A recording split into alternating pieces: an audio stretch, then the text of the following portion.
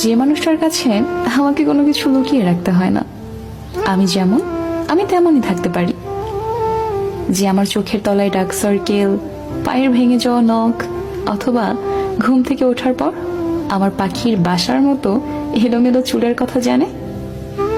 যে আমার চিৎকার করে কাদার শব্দ শুনেছে, তীব্র রাগে আমি কেমন তা জেনেছে, আবার আনন্দে আমাকে বাচ্চাদের মতো হাসতে দেখেছে। যার সামনে নিজেকে সাজিয়ে তোলার তাড়াহুড়ো নেই আমার।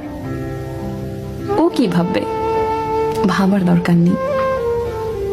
যাকে জড়িয়ে ধরে মরার মতো শান্তির ঘুম ঘুমানো যায়, যার কাছে কখনো জাজ হওয়ার ভয় নেই, যার কাছে মন খুলে আমি আমি হয়ে থাকতে পারি।